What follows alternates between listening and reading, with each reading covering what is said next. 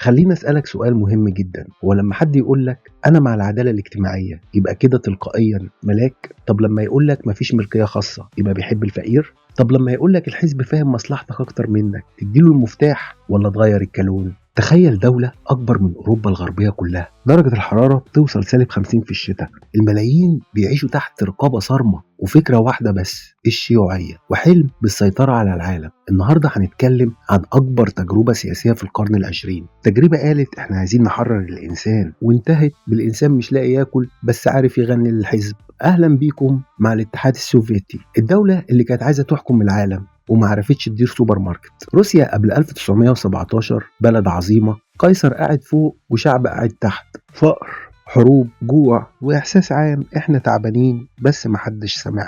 الناس بتشتغل والفلوس فوق والأمل تحت الصفر حرفيا. وهنا يظهر ناس اسمهم البلاشفة. البلاشفة دول قالوا كفاية. البلاشفة ما كانوش شياطين، خلونا نكون صادقين مع بعض ومنصفين. دول ناس شافوا ظلم حقيقي وقالوا لازم نهد الدنيا ونبنيها من جديد. الشعار كان جميل، مفيش أغنياء، مفيش فقر، الكل سواسية، بس التطبيق الكل سواسية إلا الحزب. سنة 1917 روسيا فوضى، القيصر هيخلع، الناس جعانة، الغضب في كل شارع. دخل البلاشفة بقيادة زعيمهم لينين. الشيوعية بقت شعار، العدالة للجميع لكن السلطة في إيد الأقلية. لينين ما كانش ديكتاتور عضلات، ده كان قارئ، مفكر، مثقف، التلمذ على ايد كارل ماركس ولسانه سابق عقله بخطوه. لينين قال الشعب طيب بس مش فاهم، لازم حزب هو اللي يقود واحنا الحزب. يعني باختصار انتوا اصحاب المصنع وانا اللي ماسك المفتاح. هو عمل ثورة، أسقط القيصر، مسك الحكم وبدأ يقول ده مؤقت لحد لما الشعب يتعلم. وطبعا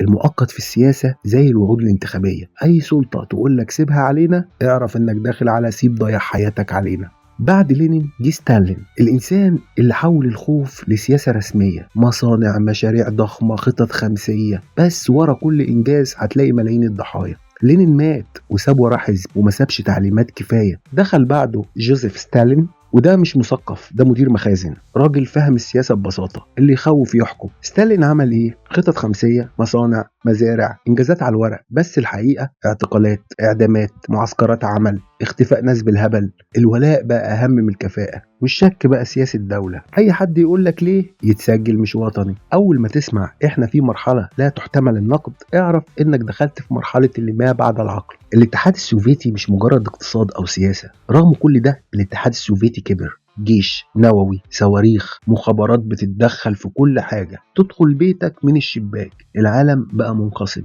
يا مع أمريكا يا مع الاتحاد السوفيتي. اسمها الحرب الباردة، باردة في الاسم، سخنة في الجيوب ومولعة في الدول الغلبانة. الاتحاد السوفيتي ما قامش على الحروب بس، ده كان بيسيطر بالسياسة. دول أوروبية، أفريقيا، أمريكا اللاتينية كلها حست بضغط نفوذ الاتحاد. حتى الولايات المتحدة الأمريكية كانوا شطار، مش لازم يحتل، كفاية يدعم، كفاية يسلح، كفاية يقول إحنا مع التحرر. ودول كتير جدا صدقت وبعدها اكتشفت إنها غيرت مستعمر بمستشار.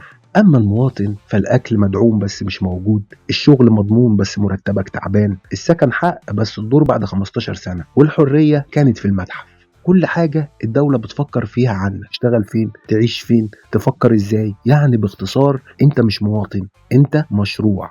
الحرب الباردة استمرت لمدة سنين، تجسس، نووي، سباق صناعي، كل شيء ممكن تتخيله. مع الوقت الاقتصاد تعب، الناس زهقت، الحزب بقى عاجز، الكذبة طولت زيادة عن اللزوم. سنة 1991 الستار وقع والجدار وقع والاتحاد السوفيتي اختفى، مش بسبب أمريكا، مش بسبب حرب، لكن بسبب نفسه. والقيادة فقدت السيطرة والدول المستقلة تظهر من تحت الطغيان الأحمر. القوى المطلقة يا صديقي بدون حرية ممكن تنهار فجأة، وأحيانا أكبر الإمبراطوريات بتنهار بسبب أخطاء داخلية أكتر من أي عداء خارجي. ببساطة الاتحاد السوفيتي ما كانش شيطان ولا ملاك، كان تجربة قالت الفكرة أهم من الإنسان، والتاريخ رد من غير الإنسان مفيش فكرة تعيش. القوة من غير حرية بتتحول لسجن، والعدل من غير سؤال بيبقى دعاية.